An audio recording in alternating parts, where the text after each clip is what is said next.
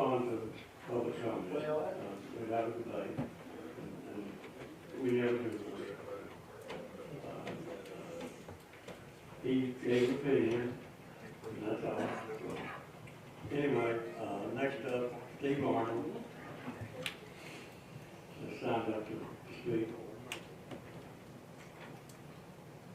Mr. Arnold, welcome, and as I told Mr. Vance, if you'll give us your name and address, and we limit normally to 3 minutes, and I gave him somewhat of so, and your 3 minutes haven't started yet. I'm not taking any up, so if you will give us your name and address, and we're happy to hear from you. My name's Sullivan. I live at 3831 Highway 421, Bristol, Tennessee. I live 5 minutes from Altamont Park. I grew up at Altamont Park. I mean, it's all about money. We know that. We understand that. But Altamont has been neglected. The county has neglected Altamont for years. That's why it's in the shape it is now. Y'all put your money in other places instead of what can be revenue in. Okay? You can tell here your lies. I'm a little nervous speaking. I understand that. But y'all can hear your lies and hear your tales and stuff. Altamont hasn't been ran correctly for years. And it's still your so-called manager you have now, you know, he's made threats against me because when he shut down the boat ramp for fishing, what was it, 4th of July weekend or something like that, he shut that down and he had all kinds, and I just made one little comment on Facebook, didn't mention his name, didn't mention anything. And then when this was my first year camping at Altamont in a permanent spot. And then all of a sudden, he catches me before I even go through the gate and tells me I need to watch my mouth. All right? That ain't the way you run a park. By no means. All right? Yeah, in my opinion, shut it down. Because if y'all ain't gonna put money back into it to keep it up, to new electricity, sewer, everything, all your other existing campgrounds around it, you raise your rent to $300. I can go across the street at Painter Creek and get a spot for $200 a month. That's with a concrete pad, sewer hookup, lights and water, and a swimming pool. I mean, that's all it boils down to. I mean, so if you want to do it, do it. But you're just hurting everybody else in the county. That's what you're doing. You're hurting my kids, you're hurting everybody else's kids, their family, and all that. There's my opinion. Thank you for coming. Appreciate it coming. Do we have anyone else that maybe didn't get signed up on the sign-up sheet that might speak? Yes, ma'am. If you will give us your name and address, please. Hi, my name is Jenny Baxter, 300 Sleepy Hollow Road, Bristol, Tennessee. And I have been a previous camper at Altamont Park. I have been in the last 3 to 4 years. However, I was on the waiting list. And there are lots of issues out there with the park. Okay, there have been issues prior, but the issues prior are different than the issues now. The issues prior was, you know, fixing the electrical, adding the sewer, because, I mean, the rent has been raised out there twice because we were told that it was to put back into the park. Well, that didn't go back into the park. We didn't get sewer. And I do know for a fact that Washington County Park, which is right next door to it, they do have sewer. You pay your own.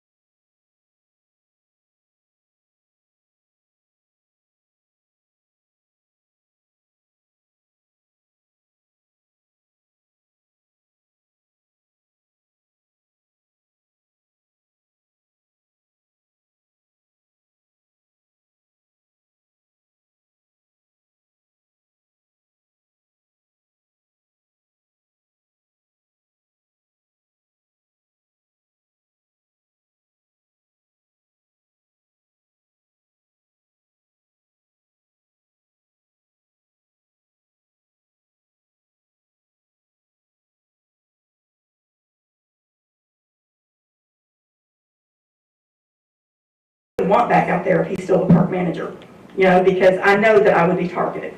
And I think anybody that's sitting in this meeting that speaks out against him is going to be targeted. So it's not the campground issue. I would love to see the campground open, but if it's not going to be ran right, close it. So that's all I have to say, but thank you for your time. Thank you. Do we have anyone else that would like to speak that did not get signed up?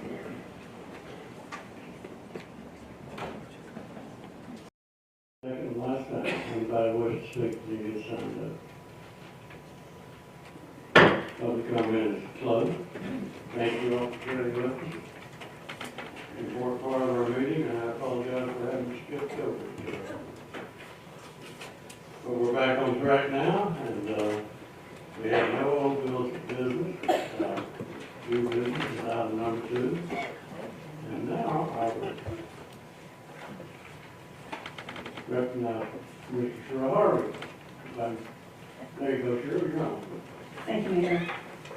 I believe that everyone in this room can attest to the incredible beauty and majesty and to the enjoyment and pleasure that it brings to the public who visit there.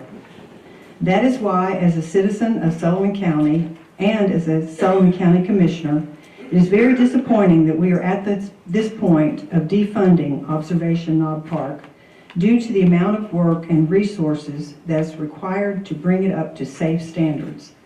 This park has been in existence for many years, but unfortunately, it has been seriously neglected and major maintenance issues have been kicked down the road year after year after year.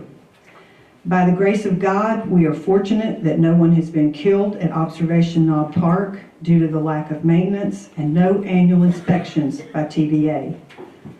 The Observation Knob Park Committee only chose recently in the last few weeks to adopt the 2012 TVA guidelines, which clearly require annual TVA inspections. Why was this essential recommended safety check ignored in the guidelines that Sullivan County chose to adopt and follow for Knob Park for the past 10+ years? So here we are, not because we want to keep people from enjoying this beautiful park, but because we want to keep people safe. The electrical inspection recently conducted on just 2 of the electrical boxes in the campsite failed inspection. Thankfully, we dodged some bullets, but this is inexcusable and shameful. Management has proposed fixing these electrical issues at a cost of $18,000. However, this is only a temporary fix to a much bigger, much more complicated problem. In fact, per Mr. Erke's own words to the Observation Knob Committee just a few weeks ago, the estimated cost to upgrade the water and electrical issues in this park will cost up to $500,000 in order to make it safe and accommodating for today's typical campers and RVs. Making this temporary Band-Aid fix still leaves Sullivan County open to many liability issues. If we are unwilling to spend $500,000 on these repairs, then we have no other ethical option except to close the park and terminate the lease. I have been informed by TVA that there is no financial penalty for terminating our contract with TVA early, and we will be given a 90-day period of time to close down the campground and clean up the area per TVA requirements. In regard to the recently announced federal grant awarded to Observation Knob Park, let everyone be clear that these funds are to be used only for projects that make the park accessible to handicapped individuals per the provisions of the Americans with Disabilities Act. To use these funds for any other improvements in the park, such as electrical and water repairs, would not only be unethical, but illegal. It is our hope that TVA can use these funds for ADA projects since TVA co-signed this grant. Given the facts before us, both short and long term, we would be negligent as commissioners in putting the public at risk on property that we lease from TVA. My hope is that a private entity will see the potential in reopening this campground in the near future by investing the capital that is needed to make Observation Knob Park a safe place for the public to enjoy.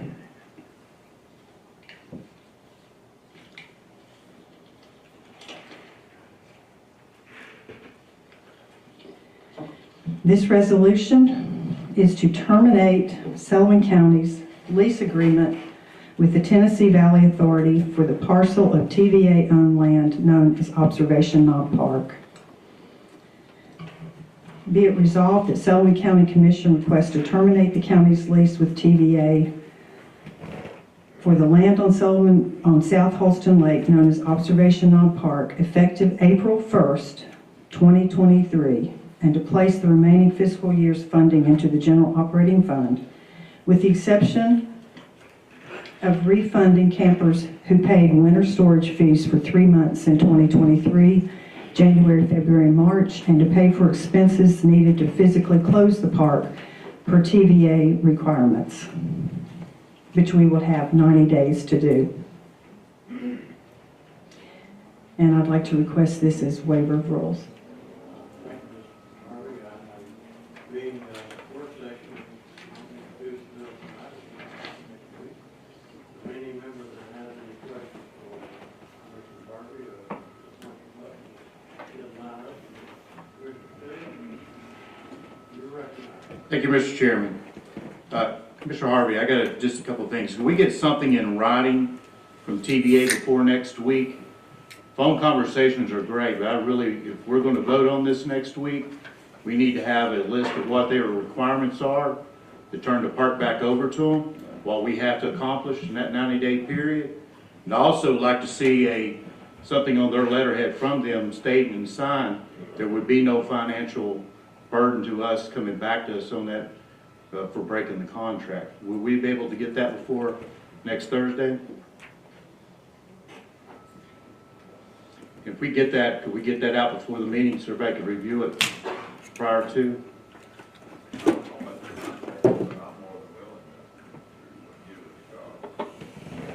Thank you. Mr. Crawford, you're recognized. Cheryl, has TVA made any inclinations as to what they're going to do with that property once we pull out?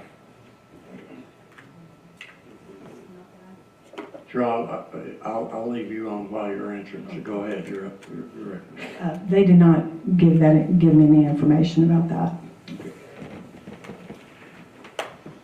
Anyone else have any questions for Commissioner Harvey on the resolution which you will introduce next week? Thank you for the explanation. 3 popped up very quickly. Mr. Crosswhite, you're recognized. Thank you, Chairman. I'd like to know why we just did 2 inspections. Did we just inspect two camping electrical, or why did we just do 2? And my other question is, the $500,000, who came up with that estimate? I mean, did we have somebody come out and say, this is going to cost $500,000 to fix all of this? I just think there's too many questions that have not been answered yet that we can make a clear vote on this. And I want to do the best for the citizens of Sullivan County. And the people that I have talked to that live in my district, they tell me they want it left open. So I think, and the grant, do we have a copy of that grant, Mayor? There is a copy in possession of the county commission. Okay. And it is County correct government. that we can only use it for a certain projects. I haven't read it, but it is a TDOT grant, Okay, and it's for transportation and accessibility. okay. So, Like I said, beyond that, I can't answer. okay, thank you, but I think we've got questions that need to be answered, and I don't think we're there yet, so. But thank you for your work on this. Mr. Jones, you're recognized. Commissioner Crosswhite asked some of the questions I was going to have. I think I'd like to have, if I may, ask Ms. Torbett to come up and give us the presentation she gave to our committee the other night, if she's present, about what all that grant would do, what her proposal is for it, and how we got it. This is an informal work session, so we don't need to recess, and I'll recognize Ms. Torbett as well. Ms. Torbett. Thank you all. Well, the award letter, I think, summarizes it pretty well. So if it's okay with you, I'm just going to read those few bullet points. So this is a Federal Lands Access Program grant from the Federal Highway Administration, but then turned over to TDOT. And so we're assigned TDOT personnel to help us through it. But yes, it is for access and ADA primarily.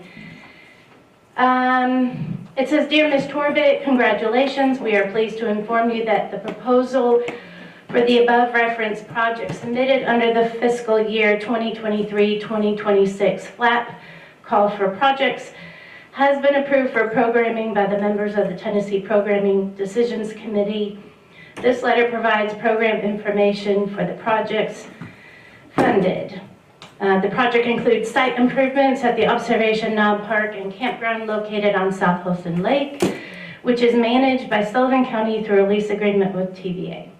The improvements shall include the following: shoreline restoration along the coves within the park, which entail adding quarried riprap stone at targeted spot locations and a swim platform decking to prevent erosion of the lake banks. ADA accessibility improvements, which shall include paving, striping of much needed and required handicap accessible parking spots, as well as ADA accessible ramps and bathroom facilities at the key public facilities.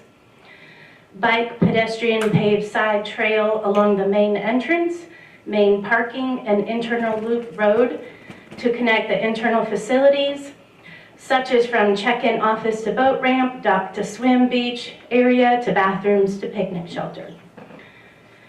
Walking, hiking, primitive trail extension to connect from the main bike, pedestrian paved trail with spur trails to all picnic shelters, picnic benches, playgrounds, and natural trails. Construction of all-inclusive, accessible, natural-scape and fort-like playground to be located off the main parking lot near the main bathhouse, shelter, and amphitheater area. The scope shall include engineering, environmental, NEPA document, and installation of riprap, paving, striping, primitive trail, which is just cinder, not paved, carpentry work of 88 ramps and railings, playground installation if remaining funds permit. So that's the order of prioritizing these goals that are outlined in their purpose and need of the grant. And the amount? $475,000. Yes, they actually awarded us more than we asked. Are there any matching funds for this? No. What would happen if we close this? I don't know, maybe Ms. Harvey, I'm not discounting any of that, but I wasn't asked to research that. This is a partnership with TVA. Jonathan McNutt is our local TVA recreational specialist. I've known him for 20 years. Worked with him on partnering on the Over Mountain Victory Trail at other locations. So he walked it with us. He was on board with everything, and they are a co-signer of the application. So I don't know the logistics if it gets altered, I'm not sure. Thank you very much. Thank you for your hard work on that grant. We've got a list. We've got a list. Amber, I'm going to ask you to stay there. Oh, sure. I'm going to recognize these folks in the order that they, and if they have a question for you or if they have a question for the sponsor, if you'll just stay there. Okay.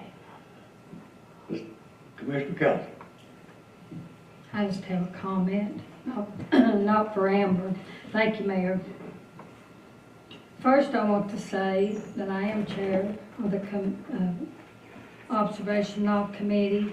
Advisory Board. And we just, the mayor oversees this park, and we just advise on different things to him or make recommendations, but it is his call. And I'm very familiar with this because I have been on this commission for several years. And Observation Knob Park has not been self-funded for many years. The taxpayers of Sullivan County has supported this park. And we have 178 seasonal sites, and I'm sure each of you got a list that we have 59 campsites that the people live in Sullivan County. So, that being said, the $18,000, this is not a Band-Aid fix. It is actually fixing the issues that we currently have from our Tennessee inspection or inspector. The larger number, which it's never been estimated, just a guess, it's just a future plan to make more electric and 50-amp sites. That is not a safety issue. That is considered an upgrade. It does need an upgrade. We need around that to do it, and the recent changes to the park operation rent increases, switching more seasonal sites to daily uses, were designed to increase revenue to help with the cost for repairs. Large-scale electrical work is a long-term effort that could be completed in phases over as many or maybe 5 years. And as the park continues to profit, we can use that to make these upgrades. The lead inspector for the state of Tennessee cited immediate electrical repairs are needed for the exterior breaker panel that have been used for several years, and the bus bars inside are broken down and used due to the age of it. So, I don't know if y'all know what bus bars are, but I got educated on it. And they are often metallic strips of copper, brass, or aluminum that both ground and conduct electricity. And they are old, they need to be replaced, and that is what we're doing with $18,000. And the request for the budget 2023-24 didn't seek an increase from the year's budget for the park, which is $390,000. The park has produced enough revenue the past 2 years to pay for itself and its budget to do so again this year. It is not on the taxpayers' back. The goal is to increase the park revenue with daily rates while reducing expenses. And already this year, we have a contract with Portuguese Water Dog Trail in 2023 and 2024. It will be televised, and it will bring a large crowd to the park. They have paid $850 in 2023 and will follow in 2024. The goal is to increase park revenue with daily rates while reducing expenses. And another thing, we already, Morristown Marina is scheduled to come next weekend, the 17th and 18th, for their annual event that they have done for years on the South Houston from the park. And there's 100 to 200 boats, and it is a cost to all of them for $250 plus $3 a car for the gate fee. So that is revenue. And right now, we have already close to 1,000 reservations have been made for the daily sites for the summer season. So So if this doesn't go forward, we really have a lot of work to do and to give it back to TBA. And they would have to work longer than 3 months to do all these refunds. So that's my comment. Thank you. Commissioner Harvey, you're recognized. Yes, Amber, can any of the ADA grant funds be used to remedy the water electrical issues at the park? No, ma'am. And Mr. Mayor, can you answer the question in regard to the $500,000 figure estimate, which Mr. Urquhart came out of his mouth? That's where I got the information. You asking me to answer the question? Yes, do you have the No, I'm not information? going to enter this debate. Okay. If And- anybody wants the answer to a question, please call me, come see me. I'm chairman of your commission, and it wouldn't be proper for me to Okay. enter into this. Okay, and Mr. Vance. There is an explanation though. Oh, okay, sorry. Mr. Vance can, I believe, answer the question about why the 2 electrical boxes were selected, since these were visible on his Facebook page, and then they were inspected by the electrical inspector.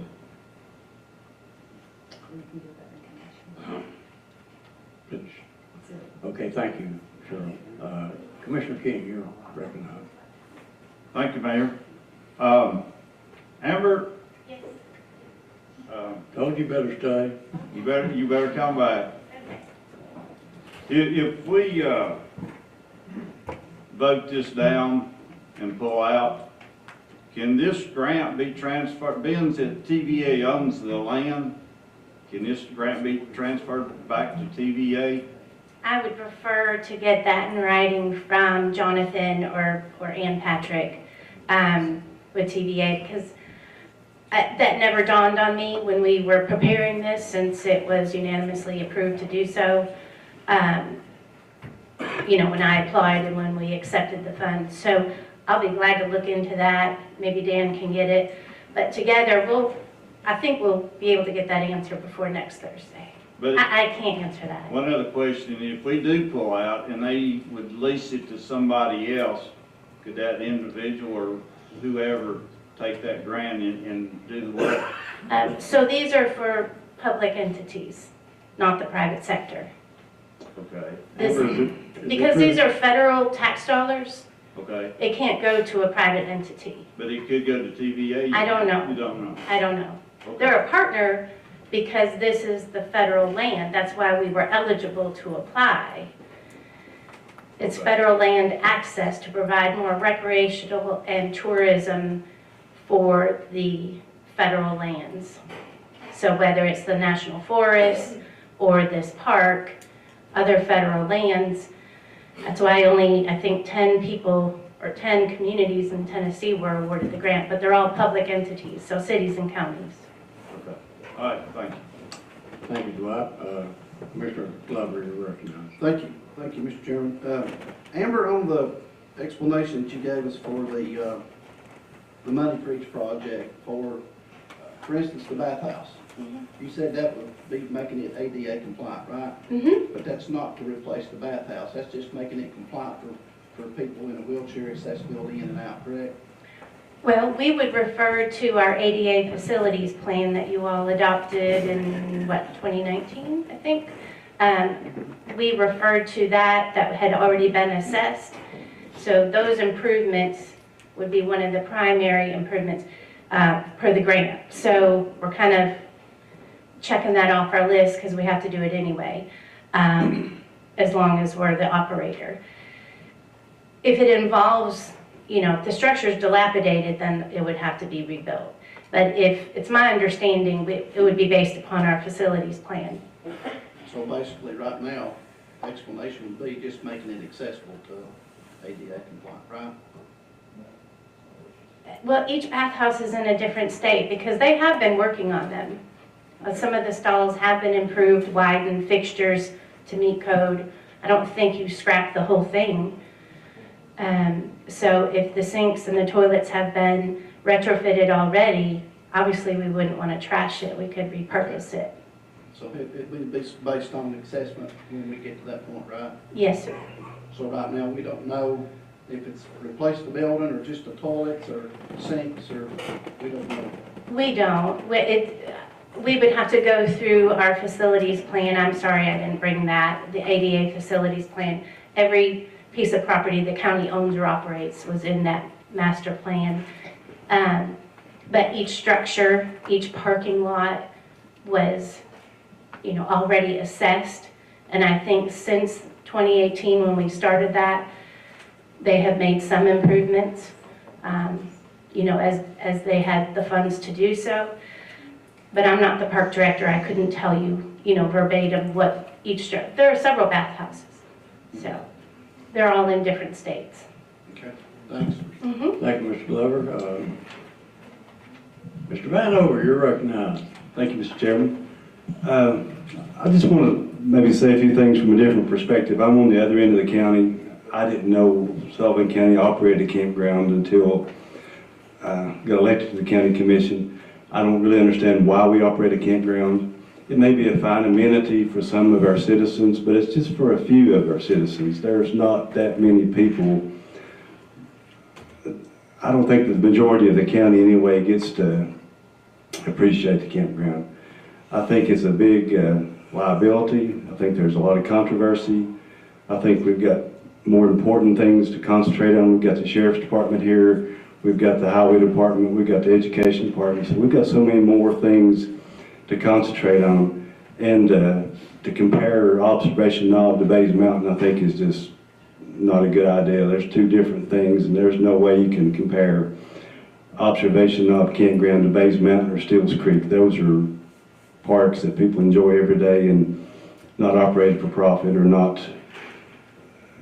used in a way that could be libelous or controversial. So let's not group those together with Observation Knob. And I just don't think this, I always ask myself, is this the best thing for Sullivan County? And I don't think it is. So that's just my 2 cents. Thank you, Mr. Vanover. Commissioner Collins. Thank you. Amber, I have a question for you. Okay. When you were applying for the grant, you went to the Observation Knob Park and you walked the whole park and all the way around it. Mm-hmm. So how did you feel about the park and the improvements that it has? Well, I mean, if you're asking from Amber Torbett, not as your planning director, it's a magical place. It is. But I don't think, I'm not sure if everyone has had an opportunity to walk all the way up to the primitive section. There's a lot of land up there. The trails we were talking about would not need any grading. They're literally already there. People use them. They just need signage and branding and accessibility to get there. But it's a magical place, and I think that, we had letters of support from our U.S. and state senators and representatives, all of them provided wonderful letters of support. So if it were to be closed, I think we should report back to them. There's so much more than just the camper sites. There's a lot of events that take place there. There are picnic shelters that were built and sponsored by civic clubs and churches. You need to go look at it. You need to go hike up there. You need to have a picnic up there, a birthday party, go see a band. It's used by so many different entities that it's more than just the camper sites. Okay, Commissioner Vanover, that's the reason that we made the changes from 178 seasonal sites to 88 sites and having 145 daily sites so that Sullivan County residents can go there more than they ever could. It's going to be run a lot like Warriors Pass State Park. And it's going to be a bigger opportunity for the community and for the citizens of Sullivan County. And I asked this commission, we have so many things that's planned that would be hard to reverse, take a lot of time, that they at least give this year an opportunity to increase revenue more and more and to do some things that we need to do that we've never had the opportunity to do before because of the revenues coming in. And I mean, I just ask that you would consider that for the people of Sullivan County. This is not about nothing but Sullivan County. It's not political.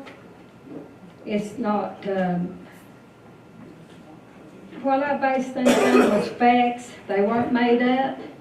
And I just feel like that I wanted you to have the right information for this park. Because we just have to July of 2025 that this lease will be up. This park has been there since 1975. And then when it just starts now improving and the revenues are going up, why don't we give it a chance for the second year to improve more and more? Thank you. Thank you, Ms. Councilman, Commissioner Vanover.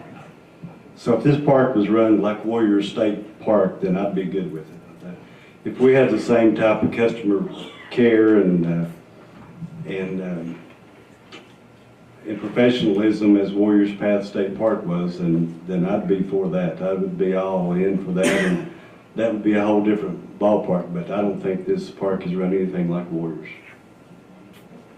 Mayor, I just received a text message from TVA. Can I read it? Yes, if it's pertinent. Okay. So this is from Jonathan McNutt, who is our TVA recreational specialist. Obviously, I have his cell phone number because I've known him a long time and worked with him, and he said that he spoke with the grant person today, and yes, it goes away. If we close the park and cancel the lease, the $475 goes back to the feds. Thank you. Mr. King, you're recognized. Thank you, Mayor. I started when, and there again, I hate to bring a lot of history up, but I think you need to kind of see what the history has been to make a decision on this. When I got elected in 2006, Buddy King was here. Buddy and I went to the campground several times together with Claude Smith, and that was with the a different mayor than the previous mayor. That was the group that went out there and looked at it, and there was some words said it was a shanty town. And also, when I was on the planning commission, that's when, and Amber's here, she can verify that that's when we started making rules and regulations about can you put porches and you can put roofs and all this stuff over campers. And I think Archie was even involved in that when we was on the planning commission. But anyway, all that was done then. And this park was, in the previous mayor, we cleaned it out. Got a lot of stuff moved out, supposedly, and we're just going to do the same thing as what we're talking about now. We're just going to spend somewhere between $500,000 and $1 million to put all this fiber optics and all this stuff in out there, and you know, everybody was going to have a great campground and do all this stuff, and it never did happen because the money was not there. And the county commission never did approve money to put into the park. So over the years, it was kind of status quo. We put just enough money into it to operate it, and we never did put what I thought was enough money in it to get it up to where it should be to, you know, make a profit. So, and this has been going on for how many years now? And we haven't improved it. We haven't, it's still in the same thing, same shape. And then with all this controversy we've had, you know, I think it's time that we cut our losses, move on, and put our money and time into something. And I hate it, but you know, our performance And what we've done is, it's ours, you can see, and we haven't done a good job with it. And that because it was money. It was money then and it's still money now. We haven't put the resources to it to get it up to where it needs to be proper. So if we do that, it's, and you know, I don't know what the magic figure is. Is it 500,000? Is it $1 million? I don't know. But I was thinking that we can spend the taxpayers' money on something better, and I think that they would appreciate their money going to something that everybody in Sullivan County can use. So that's my 2 cents. Thank you, Mr. King. Mr. Carlton, you're recognized. Commissioner King, Yes. was there any profit trying to be made there? As I understand, there hasn't been profit in years and years and years, and I was here in 2006. I was here when they cleaned out the park, but it goes by the manager and how it's run, and also for years, that rent has been $185, and we paid electricity. There's no way we could profit from any of that, and that was why a new manager was hired January the 3rd, 2022, that had business sense and knew how to run a campground instead of it being a resident. It's more going to be like a campground. And we've already shown last year and this year that we are increasing and it's making its own way. So, I mean, that has changed. That's history and it has been better. Mr. King, you're recognized. Darlene, I agree with you. Commissioner Cotton, I agree. But we've had chances all these years to do the same thing what you're proposing to do now. We haven't done it. So why, you know, why we still do now? Why hasn't this been done 10 years ago, 15 years ago, and we wouldn't be in this shape that we are now? So I just think, you know, our performance in the past has caught up with us, and I just don't think it's going to happen. And I just don't want to put more money to it and have the same results. But we're not intending to be putting more money into it. We're wanting it to have more revenue, which it has proven that it can pay its own self. And, I mean, it's good that we took interest in it 2 or 3 years ago and trying to bring it to where it is right now. I mean, it's took a lot of hard work, a lot of time, and I didn't even mention a while ago, but Home Depot and Lowe's and Kingsport and Bristol both have donated wood that is sitting up there at the park to build like 30 picnic tables. Now, how do you think they feel when they're reading the paper, we're going to close it after they gave us this material to build all those picnic tables? I'm just saying, we really tried hard, and it has showed a profit and improvement. It's not like you're still back 3 years ago and all those years. This is present, and it is an improvement. Mr. Cotton, have y'all got a financial plan or a business plan? Is there a plan anywhere that says all this in writing? I don't want to get into the debate, but yes, it was sent to you too, That's right. Mr. Harvey.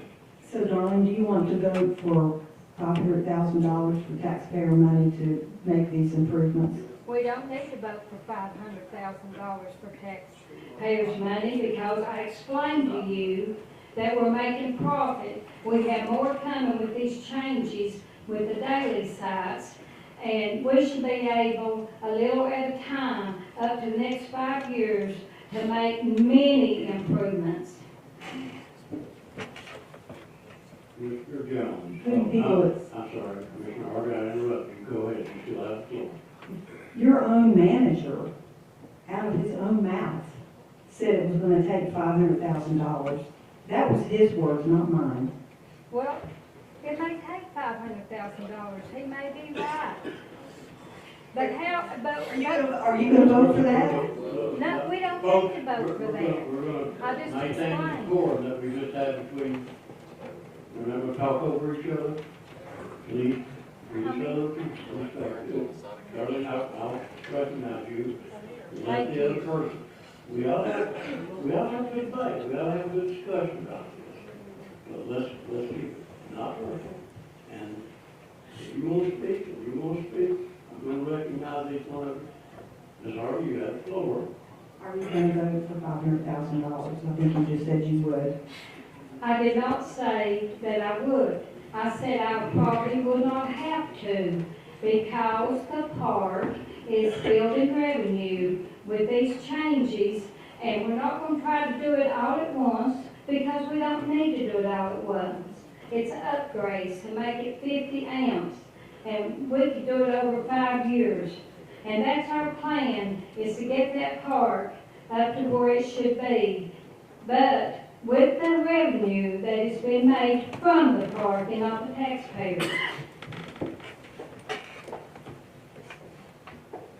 I have Mr. Jones there, are you I keep hearing this 500 now here, a million been thrown out from this commission. I have yet to see anything in writing from any, well, first the fire board, any kind of estimate of anything. These numbers have been thrown out, and I have no idea where they're, I mean, even our park manager said that, but that was from statements that were being made in other meetings that, and I have no idea where those numbers came from. I've heard from 200 to 250 to 500, and tonight I hear a million. We tend to throw out numbers sometimes that we have nothing to back it up, nothing in writing, and just like the request to get something from Mr. Tiddum's request, I want to see things in writing before I see it put on paper that's going to be that much, and I haven't seen any kind of estimate from anybody for that amount. Thank you. Thanks, Sam. Commissioner Slater, you're recognized. Thank you, Mayor. Commissioner Coleman, what value do you put on human life? Would you repeat that? What value do you put on human life? It's safe up there. No, ma'am, it's not. The inspector said that it would. I mean, if he says it is, then it is. They took him to 2 sites, the 2 sites they wanted him to see. So let's all just the whole park and let's see what it turns out to be. I've got inspection over here, and it's got a whole lot more on it than he inspected, okay? This county is lucky that we have not had a major liability issue that exposed this county to significant financial risk because of the inaction of people like you who sit on the committee and not make the changes you just talked about you want to make now. So we need to let someone else take over this park. Let's keep this not personal. As Commissioner Mr. Slater. Mayor. Let's don't make personal accusations. Okay, we got a board, Mayor. Mr. King. Thank you, Mayor. And I also want to say the $1 million, back when we were doing the study with the previous mayor and Claude Smith and some other people that he got estimates from, that's where the $1 million came from to fix it. Mainly the electrical and BTS, what they would have to do to get it up to code. And that's where that figure come from with all the, and that was also to put sewer to where they had sewer. So with that $1 million, that was the top. At that time, it cost from 500 to $1 million to get it up to code and get it to work.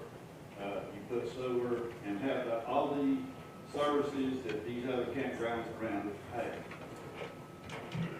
Sam, hold your thought, because I'm going to take them in the order of the reading. Well, I want you to, just hold your thought, and I'll recognize you. Commissioner Calvin, you're recognized. Thanks again, Mayor. I would like to ask the county attorney a question, can I? Yes, sir. Yeah? Dan, I don't see your face, but I know you will, I do now. ever been sued for liability of electrical or anything like that, if they've been safe at the observational park, that it's been here as long as you've been here 24 years? Never, only, we were sued one time because a tree fell. That's the only, Over that's the only thing I remember ever being sued over. See, I've been, can't count, I've been here 28 years in this county. Oh, sorry. Just that, I think that one case, and I don't think we were sued over it, maybe so, but anyway, I remember that claim, a tree fell on a family, injured the mother and the child. Thank you. Mr. Carr, you're recognized. Thank you, Mr. Chairman. So I keep hearing this number of 18,000 being thrown around for the electrical, but, you know, there wasn't an electrical inspection done of the entire campground, so to me this seems like an attempt to save face, to keep the park under Sullivan County control, and I wouldn't feel comfortable going forward with, you know, saying that 18,000 is going to cover it until we get a full electrical inspection of the entire campground. And furthermore, I just want to remind you all, if you flip over in your packet to the next resolution from the Sheriff's Department, they're asking for a total of $914,000 to keep the jail running. We simply don't have the money to keep observation going. Thank you. Commissioner Harvey, you're recognized. So I just wanted to make the point again to Commissioner Jones that he, I believe, is on the Observation Law Committee, and Mr. Erkey is the one who mentioned $500,000. That didn't come from me, it came from him. And if you heard that, why did you not question that at the time he made that comment?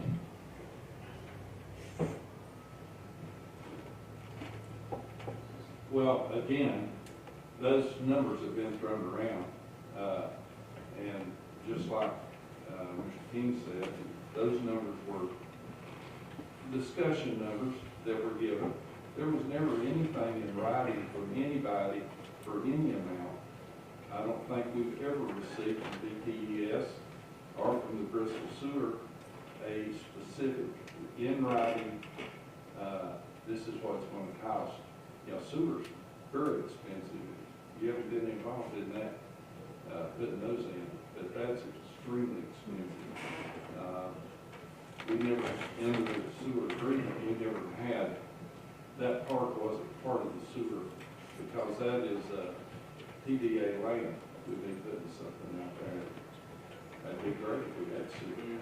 But we just extended our fuel beds since the first of the year to give more capacity to the fuel beds out there. I think we added 100 feet to that. That's just my statement. Never anything in writing. Thank you, Mr. Jones. Commissioner Calvin, you're recognized. This is a comment from Commissioner Carr.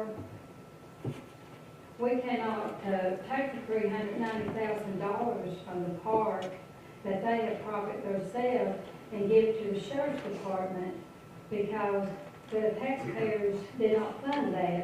They're funding themselves, so we can't give it away, because there's not $390,000 to give away. That's to support the park. They made it. Commissioner Harvey, Commissioner Jones, if you have so much confidence in the new manager, the new management out there, why would you accept someone throwing around dollars that are potentially something that taxpayers have to pay?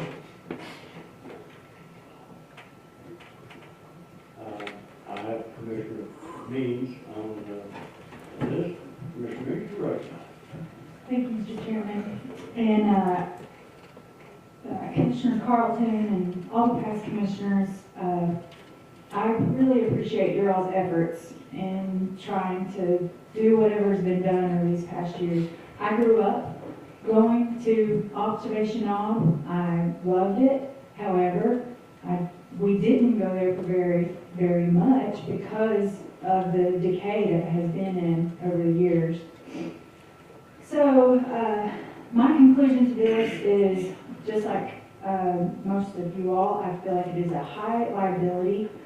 This is a huge problem when government tries to start getting involved in things and capitalism is not in place.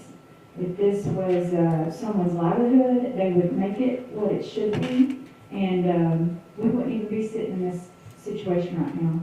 With Commissioner Carr, we just need to let it go and move on. Thank you. See, the board's empty. You've had a good discussion, and I appreciate that. Anybody else want to comment? I appreciate the decorum that you displayed. Appreciate the fact that we haven't made it personal. Good job.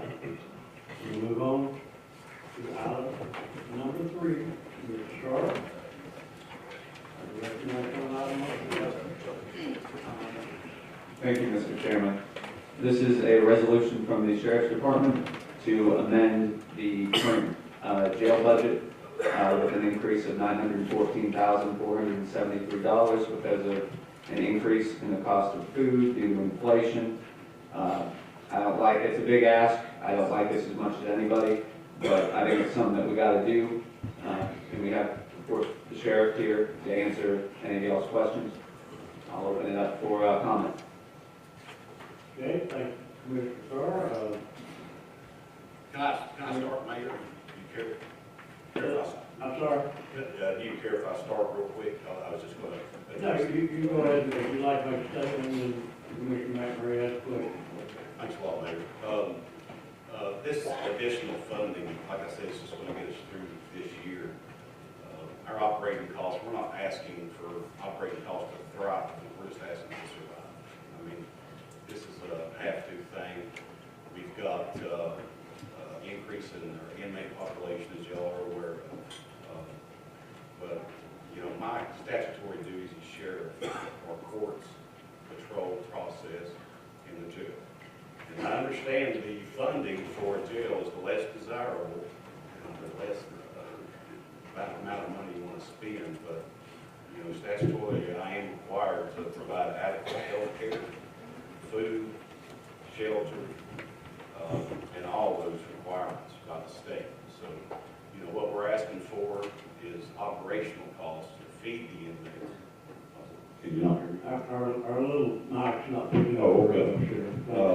Like I say, the funding we were asking for is just going to provide us the ability to get through to June 30th. And that's food costs for the inmates, health care, and things that I'm statutorily required to do. I'm just a custodian. We have, that's my job. I'm a custodian of the jail. We don't arrest every inmate at the Sullivan County Jail. They come in from Kingsport, Bristol, Bluff City, THP, TBI, Airport Police, Northeast State Police. But once they're incarcerated there, that's our responsibility. I just want to make that statement clear that we've done everything we can. We've got like 210 inmates out right now on pretrial release. So, you know, we're working on the reduction of inmates, but as you know, we just can't get people quick committing crime. So we've got reentry, we have job skills that we're getting inmates, we're doing everything to reduce recidivism. So I just wanted to throw that out there. I think the water's been muddied a little bit. I've got some calls, but you know, this operational cost is going to get us through June, and then the additional funding for 23, 24 is going to get us through the year. So with that being said, we'll open up for questions. Thank you, Sheriff. Commissioner McMurray, you recognize? I took the time today to meet with the sheriff, and he was gracious enough to speak with me. And we went through his budget. One thing that I was surprised with is with this specific account, it's basically operation, right? Yes, sir. So it's not only food, it's medical attention, and also it's fuel services as well. And is that one of the problems that you've had, Sheriff, with the increase in fuel? Is that one reason why we've got this shortfall? Yeah, in addition to the fuel costs, of course, everybody knows that. We budgeted 15. We budgeted 15,000 for the last 4 years, and at one month, I'm not saying every month, but 1 month it was up to $60,000 just for fuel.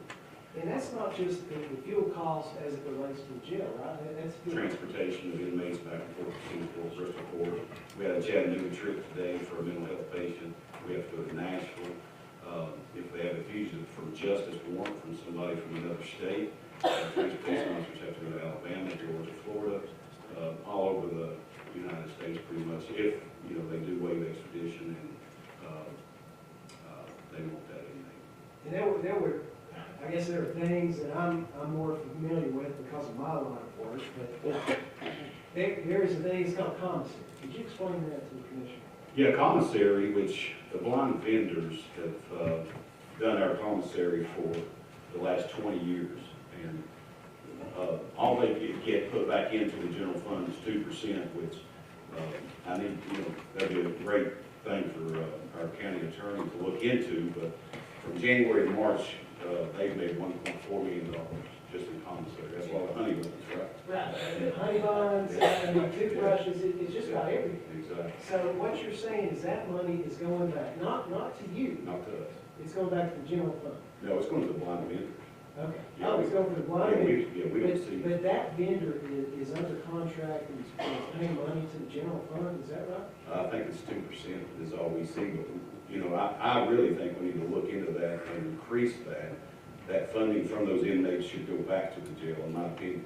And I guess this is I was trying to get to the point, it's, there is income that this jail is generating, right? Yes, sir. It's not just a drain, it's an income, and it's going directly into the general fund that you're not seeing, Yes, sir. right? And this income, although you're not seeing it, you're taxed with taking care of all these inmates, feeding them, taking care of all the problems that you've got in there, right? Yes, sir. And all the medical. And this is the bare minimum that you need just to get you to June, correct? Yeah, I mean, we need to get through end of March. I mean, we don't even have enough to, we have $5,000 in our PFG account to pay $35,000 bill. 35? Yeah, it's 55. 55 each month. So we have 5,000 in that account, so, you know, like I say, we hate addressing the commission for money, but as you know, inflation, economy, if you've got 2 to 3 kids, you're seeing your grocery bill. Imagine having 930 kids. Sheriff, I'll promise you I'll shut up now. I don't want to muddy the waters too much, but you do anticipate that you do have a surplus in your payroll account, correct? Yes, sir. Okay. And you are willing to work with this commission as far as paying some of that to cover this debt? Yeah, we'll work 100% as long as I can be promised that payroll, we never move. And our budget is transparent. Anybody can come see it, where our money's moving. We never move payroll to pay for anything except for our payroll benefits to our employees. We have 30 slots open. Nobody wants to do this line of work anymore. I recruit everywhere I go. I've got 2 people at PALS right across the street that have been in Explorers program since they were 16 years old. And I've been trying to get them to come over, but they would take a pay cut to come over to the jail. So it's very disheartening. I love this job. I didn't get in this line of work for money, but these kids are chasing nickels now. And a lot of times I'm seeing people leaving and we've got great benefits, and I appreciate the whole full commission for the pay increases that help. But, you know, they were chasing 50 cents here, 50 cents there. They're not looking at the totality of the circumstances. With TCRS, we have great health care. We have good vision, dental. We've got great benefits, but, you know, they're not looking at it at 22, 23 years old. They're looking at what am I making? What's my check bringing in to me? And that's what's difficult for us to try to bring these kids in at a young age and get in. Like I say, I didn't get in this line of work for money. I started at $9 an hour, but we had people leaving for 50 cents, 75 cents. And that's another, you know, that's another discussion down another road. But it's tough. I mean, this line of work, you know, we get a lot of scrutiny and criticism across the country, and you know, just people don't want to do this line of work. I mean, put a vest on, you go out, get shot at for a living, and make $17.64 an hour. You know, So, you know, that's the problem we're at. But those, going back to the payroll, we'll work with anything you guys and gals decide to do. But we, you know, if 12 people come in tomorrow and they meet my requirements and they go through the background check and meet everything, I want to hire those 12 people, if that makes sense. It's something that we can't just, you know, sling payroll into a budget and then, you know, we hire those people and we can't pay them. So that's the dilemma we're in. But either way, it's going to go back into the general fund. I mean, our payrolls, we've put money back into the payroll every year, $300,000 to $400,000. It goes back into the general fund. We've been short. If you give us this money, we don't spend it. Guess where it's going to go? General fund. We're not moving it nowhere. Anytime we move money, we go in front of the budget committee.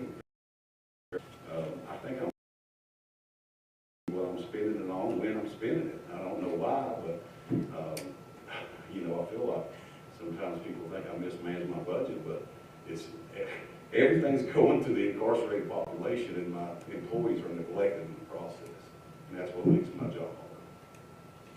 Joe, you still have the floor. Yeah, thank you. And as far as the struggle that you have anticipating the budget for the jail, if you could speak just a little bit, let's say if you got 2 to 3 patients that have HIV positive. If you could tell the commissioners what that would mean financially. $7,000 a month. Each one. Each correct? one. And We had four at one time. Say you get a stage 4 cancer patient, we spend $25,000 to $30,000 on one inmate. And so it's hard to tell, well, are we going to arrest 2, 3 patients that have, criminals that have, or alleged criminals, excuse me, that have, that are HIV positive? It's hard to nail down your budget unless you just want to ask for way too much than what you can anticipate. Yeah, exactly, Joe. It's so unpredictable because I liken our payroll to our health care. You know, I could hire 20 next week, great, but I could also incarcerate 20 people with terminal illness where, you know, our health care bill is going up. So we can't really, Michael does a fantastic job, you know, of getting a good estimate, but those estimates change depending on our inmate population. We have one right now that probably not going to make it, but our health administrator, I'm telling you, I wish I had a number of how much money she saved this county, because she works with the judges and pretrial, get those on the ankle monitor, get them out. We got one right now, and we would be incurring every one of his health care expenses, and he's probably not going to make it. So, you know, our incarcerated population are aging, and they don't take the best care of themselves. But likewise, where they would not be seeking treatment if they were released, once they're incarcerated, we provide that treatment we have to. And you know, I know it's a hard burden on the taxpayers, but that's required by law. And a lot of the state money, the state inmates, all that is, you know, we pay it out of our budget and we don't see it back. It goes right into the general fund. Our med pass is $5 a piece. That goes back into the general fund. So much stuff comes back into this county that you don't see that the jail revenue generates. That I don't have a number. Larry's not here, but. I just want to again maybe just address in the commission. I think that, you know, I could talk for ages on this problem, the problem that we've got nationally and specifically with this county, but I do think at heart it's a cultural issue. It's a cultural issue. If you look across the nation, what are a lot of people talking about? Defund the police, defund the police. We're not like that. We're not like that. And we need to quite literally put our money where our mouth is, or where the prisoners' mouths are, and be. Because if we're going to be tough on crime, well, we've got to pony up, and we've got to pay this bill. I know it's hard. It's hard to swallow. I don't like it. But our other option is either let these people out, which it would be like mayhem. And I don't think that anybody wants that, or we have to take care of them while they're in our care. Thank you, Commissioner Allison, you're recognized.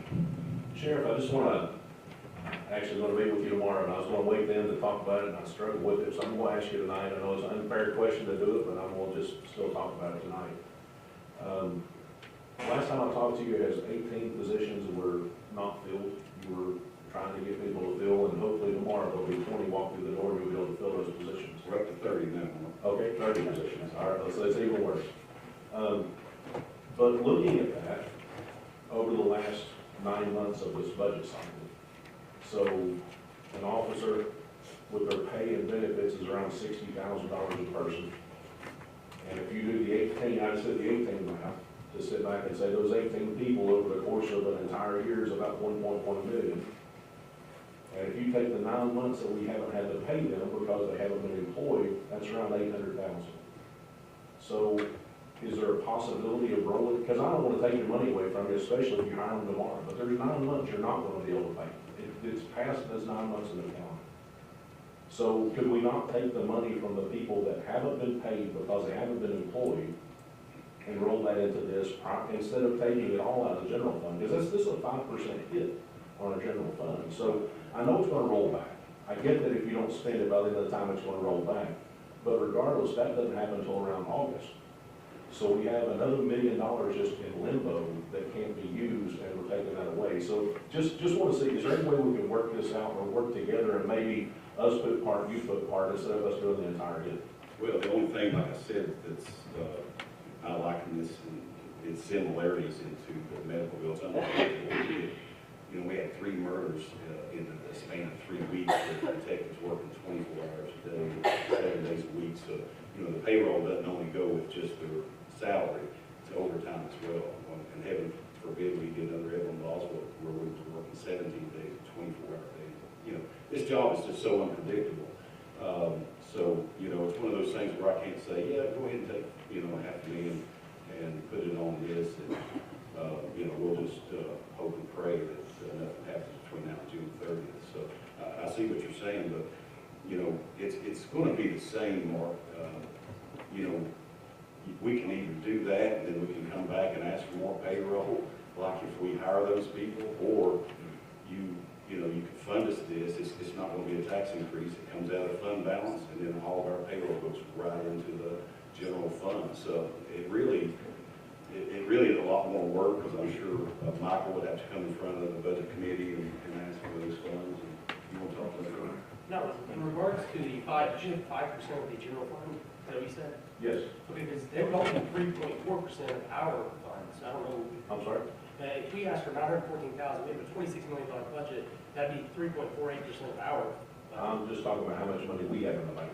So if we're giving it from you, it's 5% of our Yes. grand total. Yeah, your general fund, yes, fund balance. Yes. Yes, okay, absolutely.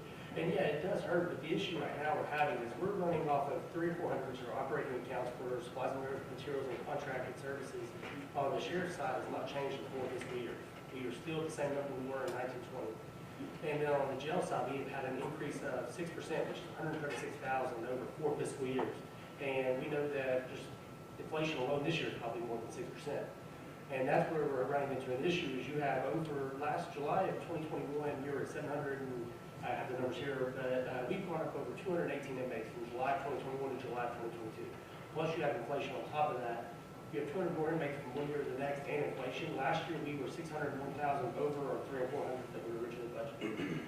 So now we're 900,000 over. We also have 200 more inmates. So it's just an issue. And like Jeff said before, if you guys give us the 900,000, we will give anything back that we don't spend to June 30th, obviously.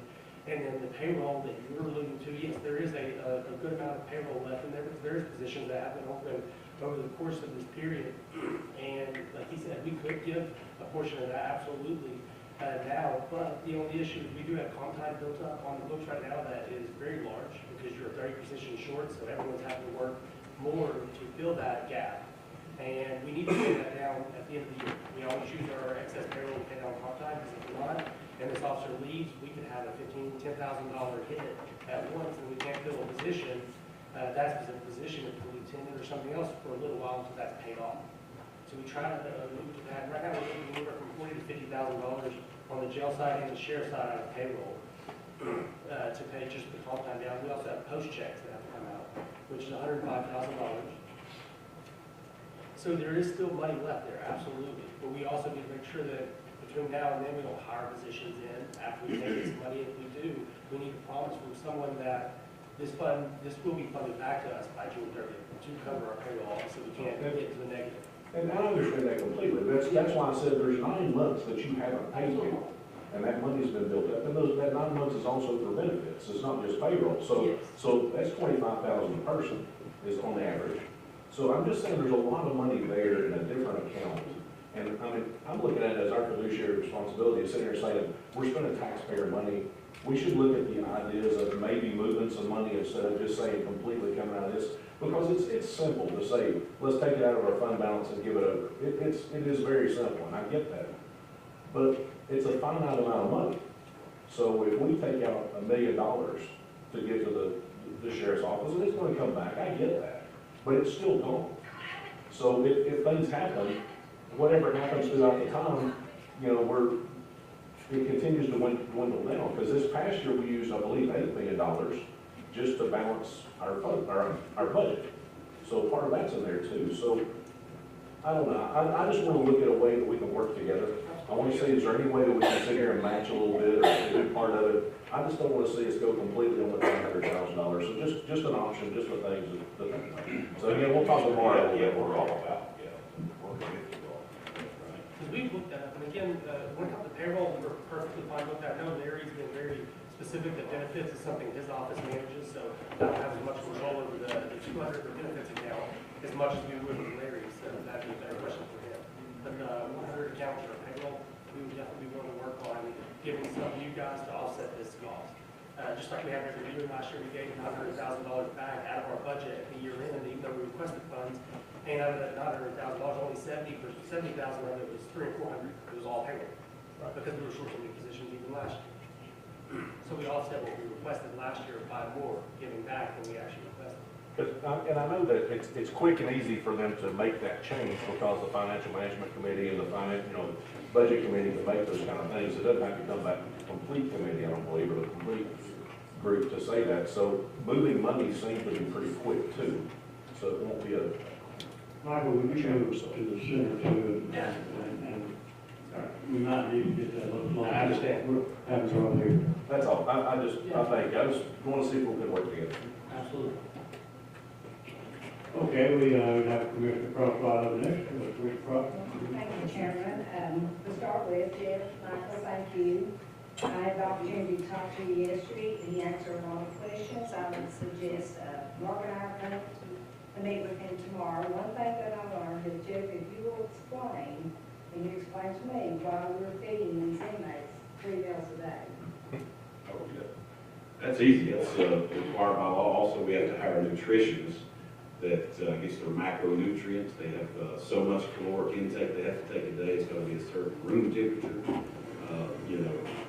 I was talking to a person of mine, a friend of mine who's he's a reentry recovery specialist, and he said he was in a jail in Georgia.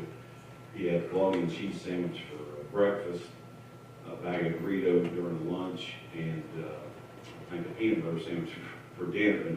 And we've cut everything we can when it comes to our requirements through the state. We've cut out Kool-Aid, coffee, and all that. They get the required macronutrients, which is your fats, carbs, protein, and calories that we have to provide. And that nutritionist, we pay them a substantial amount a year to give us those details on what we have to feed them. So that's required. Thank you, Commissioner Stevens. You're recognized. Hey, Sheriff. Michael, hey, last year we were in the same situation, not quite as much money. Inflation was kicking in, we knew this was coming. For the history on this is what the new commissioners need to know. Last year when we gave them the money to get through the end of the year, when we were doing the budget on the administrative committee, I called Michael and said, Michael, we need to add this in to next year. We're going to be in the same situation next year.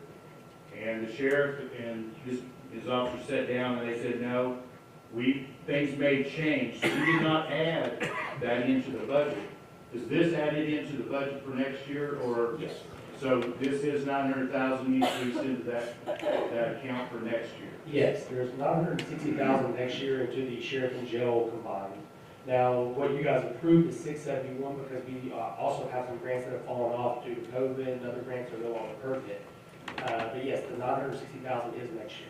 And there was a confusion earlier, someone had asked me, if you need 960 to get you from now to June, why would you not need more next year? Well, the way it works in the government is you have a fixed amount of money. If I'm giving $2 million now and I can make it last till March, with these expenses next year, if you give me $2 million, I'm gonna make it last till March again with the same expenses. And then after that, I need the rest to get me till June. So yes, I will still need 960 next year, against the fact that I'm asking for 914 this year. So we are adding this one into the budget for next year. Yes, sir. This will prevent, this probably, hopefully, will prevent us getting back here again next March or April, for this. But we would love to say it would. And again, that's our goal with it. Obviously, we have a lot of uncontrollable variables up there with medical, with food, so, and the number of inmate population. So yes, we believe it can, as of right now. Yeah, and I know you guys turned again. This is basically a push-pull for this year on that. And I understand why you don't want to give up the 700,000 sitting there in payroll. You may get lucky and get 20 new officers coming in. We're back here, so I do trust you to do your job. The citizens of this county elected you to do the job you do, and you do a great job at it. And Michael, you do a great job. That is a huge account to balance over there, and I can support you on this. I appreciate it. Mr. Glover, you're recognized. Thank you, Mr. Chairman. I talked to the sheriff about this the other day too. If he's got 700,000 sitting there, and we've got potential, I don't know what we're gonna do with this all month. I think that's $390,000. I talked to Larry about that. See if we can possibly use that somewhere other than that within the new budget. But we can transfer some of that money around and let him use that, and maybe do it month to month until we can see what the total amount of increase money's gonna be for our budget this year. And then we make the most tax increase that we can. I know we have to feed inmates. That's the constitutional duty, okay? But we've also got folks out here in our community having trouble finding their food and doing this. They have broken the law. They're trying to do everything you can to abide by the law and provide for their family. And I think we need to do every single thing we can do to keep from putting another tax burden on them. And if it's transferring some money over and using it to get by, I think that's something we need to consider. We don't want to run the sheriff short. If he does get employees, that's great. That's a great thing. But,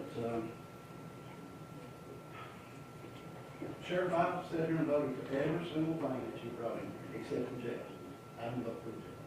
I'll admit that. But I wouldn't say everything.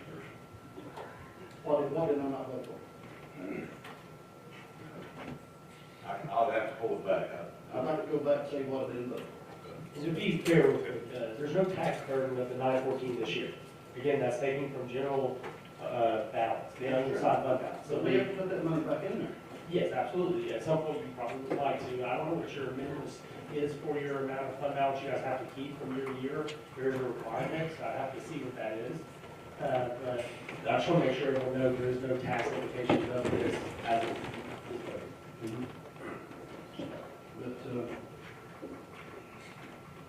it's a tough call. And we do have people that's having a hard time, and I'm afraid it's gonna get worse. But I'm going to do whatever we can to keep from raising the taxes on people. And, if we can transfer some money over, if we can use that 390 from the park, whatever we can do to help you, that's fine. But, when we done the $1.6 million for the cars. That's in our budget, that's no new money. Absolutely. That's no new money. So that money was available as debt service that last year, or the year before last, cars rolled off of the lease that we had. So that money was freed up and we got more cars off the same amount of money. It wasn't any new funds we were requesting from you guys, just anything that we go out for debt service, we have to get permission on. Most of the things I've come in front of the commission for is no new money. I'm just explaining the need, safety that I want to provide from officers. Most of it is no new money. It's in my budget, so that's what we choose to go to. So the cars was another thing, money, that was no new money. That was money, those 4 years, cars roll off of release. That's our money to spend. You can imagine 24 cars in 4 years. It's a 413 square mile county. Those cars get dilapidated within 3 or 4 years. So but we still use them. We push them back. We strip them down. We use every piece of equipment off of them, trying to save the money from going back and forth to the dealerships and stuff. So we do all we can there with our fleet maintenance.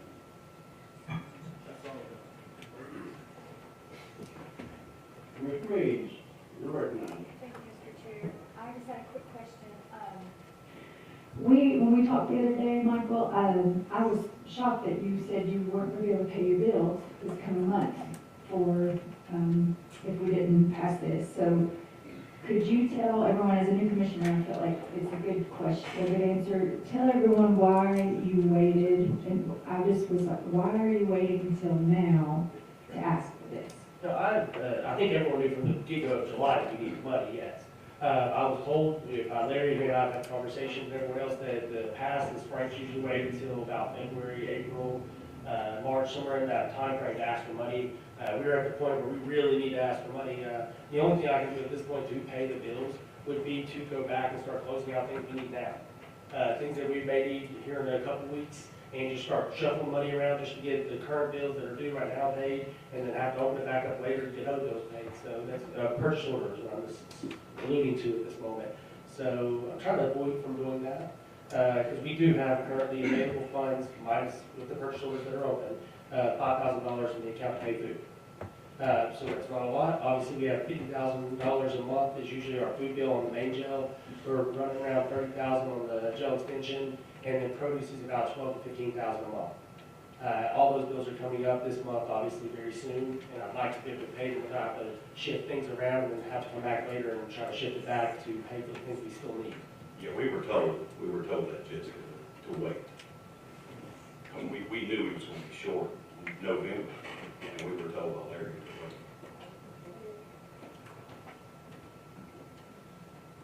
Okay, thank you. Mr. King. Thank you, Mayor. I don't think since this county has been that we've never paid our bills and paying them on time. So that's something that's not gonna happen.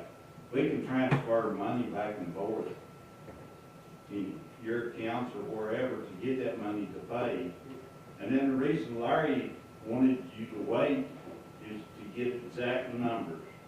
You could have some projection in, August, September, whatever, but you don't know exactly till you get down to that date. And that's the reason that Frank always wanted to wait till February, March, to where we could get exact numbers, and then we transfer back and forth like we always have, and then at the end, we would take it and transfer it into your office account. And that's the way we've done it for years.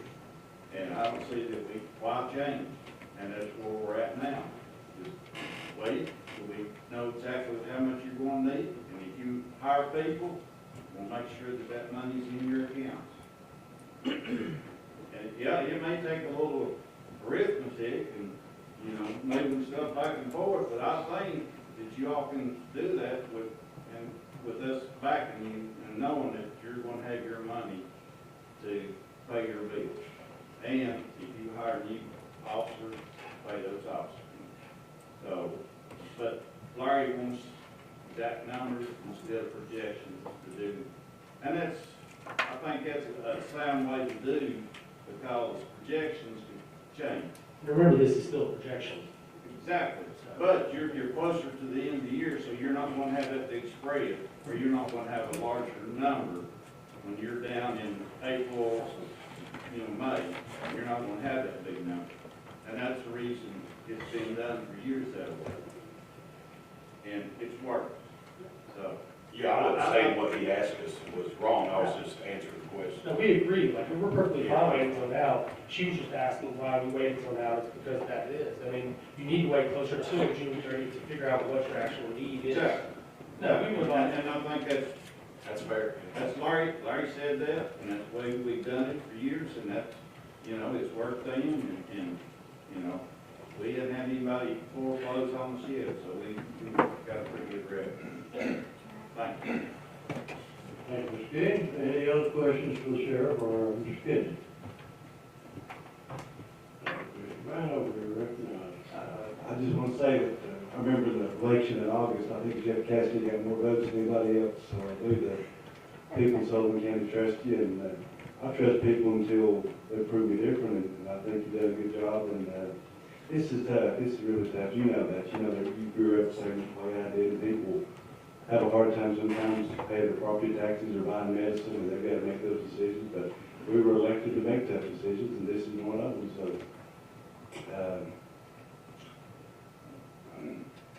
I think it just comes down to a matter of trust, and people in Sullivan County trust, and I think we all can do. I believe the board's empty. Sheriff, Mr. Kennedy? Thank you, Commissioner. Thank you, Mayor. The only thing I want to ask is, what would you guys like us to come back with for next week? Are you guys still good with this resolution, or do you want us to come back with something different? I mean, it's fair to have some other things. Leave it alone for now? Okay, thank you guys. Thank you. Thank you, Mr. Carr. Next up, item number 4. Mr. Hayes, you're recognized on item number 4. Thank you, Commissioner. This resolution is to amend the general fund fiscal year budget up to $150,000 to repair the. We can't hear if we have a conversation. Okay. Go ahead, David. Thank you.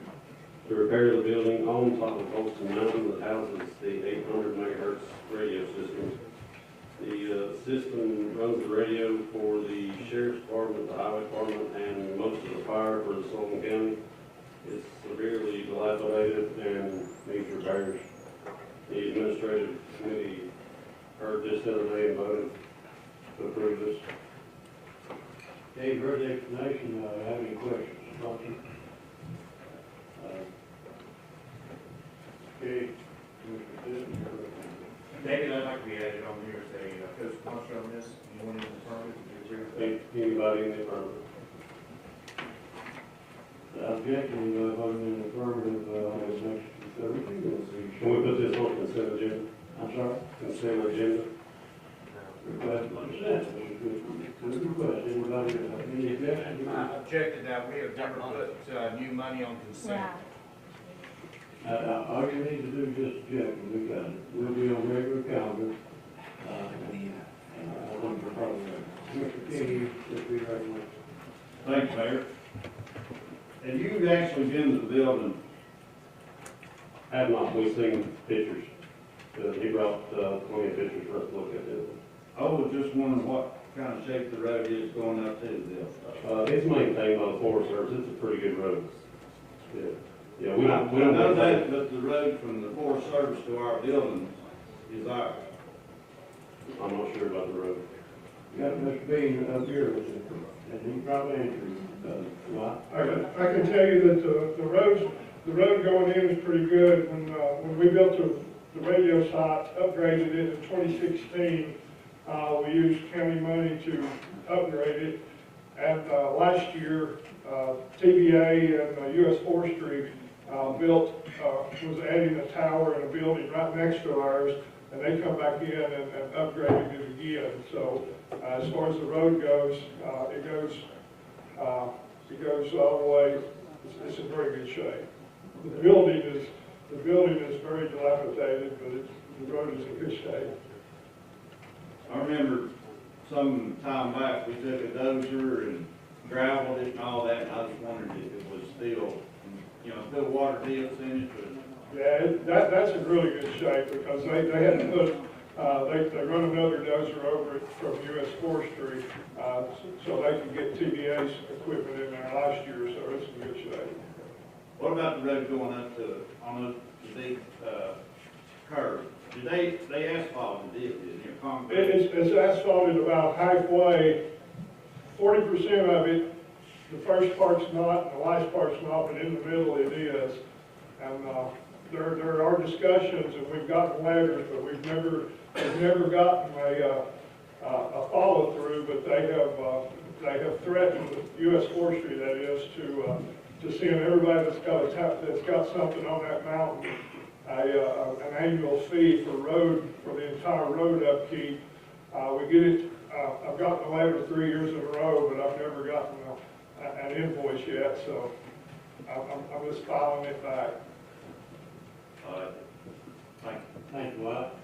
Any other questions for Commissioner Hayes?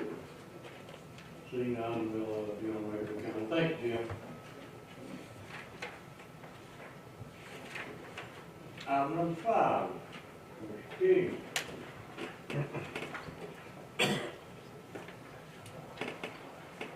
Thank you, Mayor. I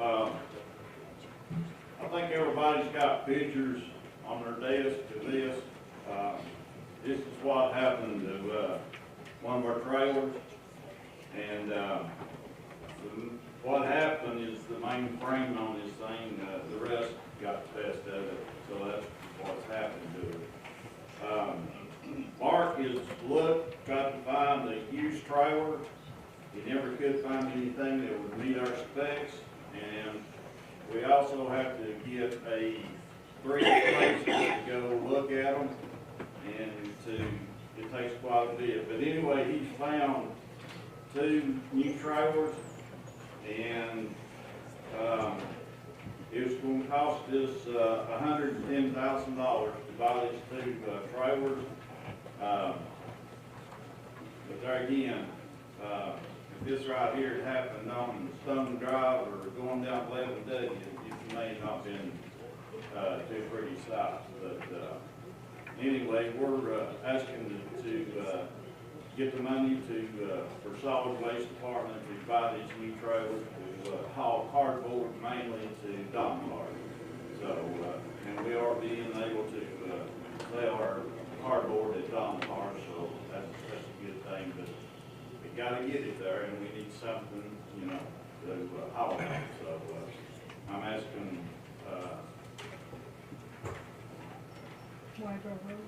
I'm asking for everybody to get behind this and vote it. So another thing is we can't sit around and wait because we're just cardboard piling up. So we need a trailer as quick as we can so we can keep a hauling. So I appreciate everybody getting behind this and looking forward to that next session. Thank you, Wyatt. Any questions? We got a question. Calvin.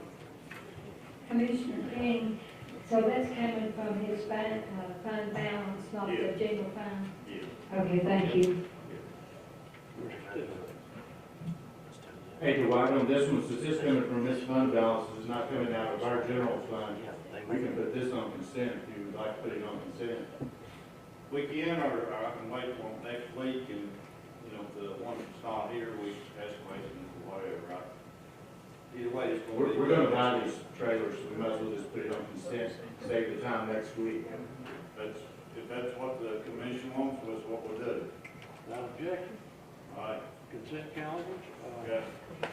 And I personally want to congratulate Mark for finding this price on it. I bought 40 of these things 20 years ago, and they cost me about $7. So, Mark, you did good.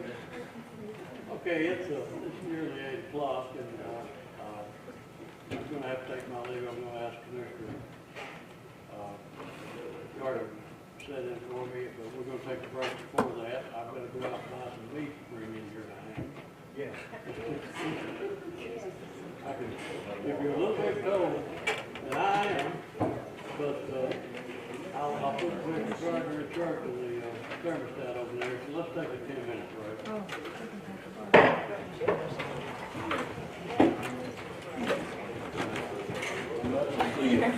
Go back to just be a minute.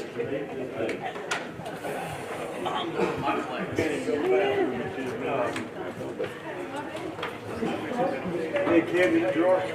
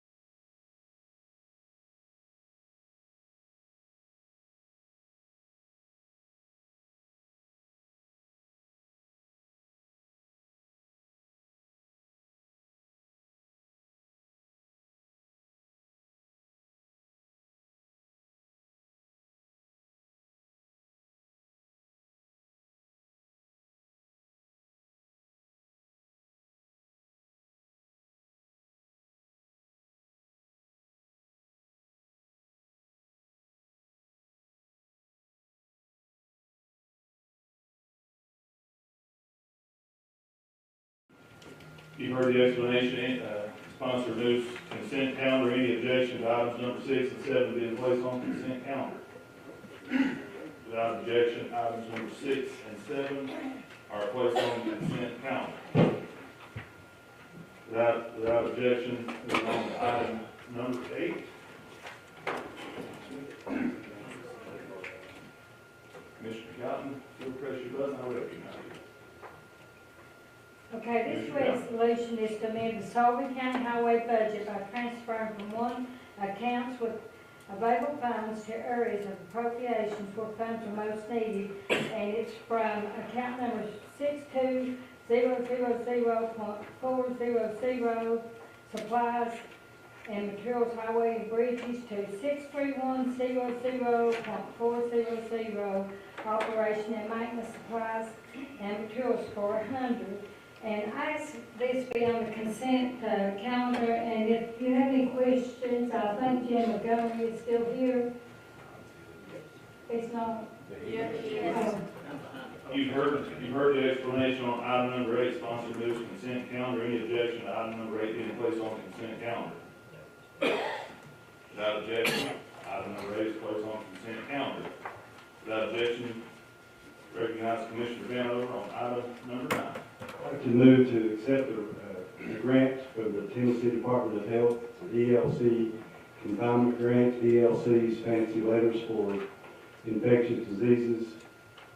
The Tennessee Department of Health, ELC confinement facilities grant is in the amount of $135,000 with no matching funds coming from the county. It will be used as required for COVID-19 mitigation purposes by the Sullivan County Sheriff's Office, and I'd like to ask for this to be put on the consent calendar if there's no objections. You've heard the explanation on item number 9, sponsor moves consent calendar. Any objection to item number 9 being placed on consent calendar? Without objection, item number 9 is placed on consent calendar. Without objection, recognize Commissioner Hayes on item number 10. This resolution to approve a road closure at White Cemetery Road. This has already been seen by the Planning Commission and the Highway Department, both favorable to this request, and I ask this to be on consent calendar. You've heard the explanation on item number 10. Sponsor moves consent calendar on item number 10. Any objection? Question. That would fall under my Okay. question. Okay. Oh, we have an open board here. Recognize Commissioner Stidham on item number 10, then Commissioner Iverson. I'm sorry there, Mr. Chairman, I got out of sequence there. I thought we were moving forward. So I have no question on this resolution. We had so much on them.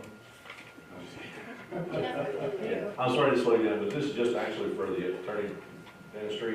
Are we able to do a quick claim on a consent agenda, or is that something we actually have to bring forward and actually vote on?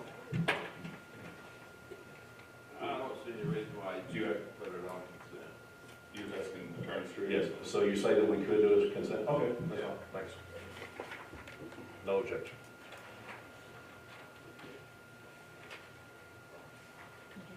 Anyone else seek recognition on item number 10? Without objection, item number 10 is placed on consent calendar. Without objection, recognize Commissioner Stidham on item number 11. This is a housekeeping resolution to fix the compensation of the Sullivan County delinquent tax attorney, Stephanie Everson. Move that this be put on consent. You've heard the explanation. Item number 11 moves to be placed on consent calendar. Any objection to item number 11 being placed on consent calendar? Without objection, item number 11 is placed on consent calendar. Without objection, recognize Commissioner Carr on item number 12. This is the resolution to do a moratorium on the South Fork of the Wilson River. We passed it, and then we sent it to the Planning Commission. The Planning Commission not only unanimously approved it, but they voted to expand the scope of it from Boone Dam to the South Holston Dam, and to do from a half mile from the center of the river on either side. And so that is the entirety of the South Fork of the Holston watershed. And of course, Ms. Corbett is here to answer any questions on that. You've heard the explanation, recognize Commissioner Jones on item number 12. Since this is in mine and Travis's District 7, and you don't have a co-sponsor on my sheet, could you add Travis and myself on as co-sponsor? Absolutely, I'd be happy to. I don't know who Jay is, but Yeah. Okay, Joyce wants to be a co-sponsor as well. Could we put this on consent? Sponsor moves item number 12 to be placed on consent calendar. Is there any objection to item number 12 being placed on consent calendar? Without objection, item number 12 is placed on consent calendar. Without objection, recognize Commissioner Crosswhite on item number 13. Thank you, Chairman. Excuse me. I'm going to finish this evening with something really positive, and thanks to Ms. Teresa Jacobs for coming up with this idea. A resolution to enter into a contract between McKay VAT, that is also known as Food City, Sullivan County Clerk for lease of a sidewalk space to place a kiosk on premises for the use of voters, pardon me, I don't know if I'm vehicle registration renewals. During COVID, Ms. Jacobs kept her office open continually. We got, people coming in, our staff worked really hard. And like I said, this is to provide citizens with an additional method of renewing their vehicle registration. This will be covered by the ARPA funds, and it will be open 24/7 to the public. It's located on 1430 Baltic Parkway in Bristol. And if you'll go on over and look at the lease agreement, there is no funds. We will be leasing at zero amount. And again, I just applaud Ms. Jacobs for her thinking outside the box and helping our citizens of Sullivan County. And she is definitely here if we have any questions. Consent, please. You've heard the explanation. We have a few people seeking recognition on the item. Recognize Commissioner Stidham and then Commissioner Glover. That's my question. Teresa, we still have the one at Food City in Kingsport? Yes. That has been that was very helpful to keep your lines down. So great job on that.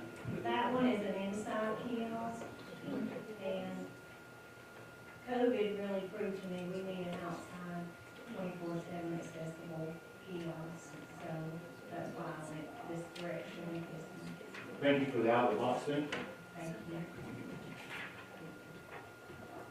Commissioner Glover, you're recognized, sir. Tracy, that's a great idea for what you've done there. This question is for the sponsor. Commissioner Crosswhite, can you use your Food City card for this? Yes, sir, because they still have room in the jail for one more. So you can use your Food City card Why for not? this? We'll go for it. Okay, I'm just checking. Consent, Mr. Crosswhite? And you will also get points for that you can use to get to the sheriff's department for gas. Thank you. I'd like this on consent, and everyone that votes, please be in it as a co-sponsor. Sponsor moves consent. The county clerk actually seeks recognition as well. Yes, I would like for everyone to help get word of this out in the community. I plan on doing some, a press release and even a ribbon cutting, and I invite each of you to come. I'm gonna make it a lot of fun, and just get the word out to people, because if the people don't know it's out there, they won't utilize it. I sure will. I appreciate your support. Anyone else seek recognition on item number 13? Sponsor moves consent calendar. Any objection to item number 13 being placed on consent calendar? Without objection, item number 13 is placed on the consent calendar. That brings us to the end of our calendar. I have an announcement. I want to recognize any one of you first. So is there anyone seeking recognition for announcements? Commissioner Iverson, you're recognized, sir. Just a quick announcement. I've been asking for a copy of the TVA and Sullivan County agreement, and Commissioner Collins gave me one, so I had John make copies. I think he's put them on that table right back there in the corner, if anybody wants to grab one, but there's one for everybody who got to take a look. That's it. Commissioner Jones, you're recognized, sir. Rodeo, the last one of the year, Saturday night.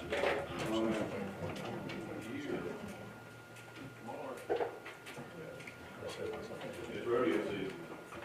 Rodeo season. Rodeo season. Yeah, actually, Fall tournament. Championship. anyone else seeking recognition? I actually have just a quick announcement. You've probably gotten it in your county email. Kingsport Life Saving Crew is hosting an open house March 27th, and I'm on their board of directors, and that's the night of our normal board of directors meeting. There's a couple of phone numbers in there that you can RSVP, that you can actually contact me directly, and I'll make sure that gets passed on. But they like the head count for purposes of preparing the meal, and I look forward to anybody that wants to come to that and come see what KLSC does. Anyone else seeking recognition? Anyone? Adjourn. Motion to adjourn. Hold on one second, Commissioner Calvin. I said adjourn. You pressed the button for that? Yeah, I want you to hear it. I think we have a motion to adjourn. All in favor, signify by saying aye. Aye. Stand adjourned.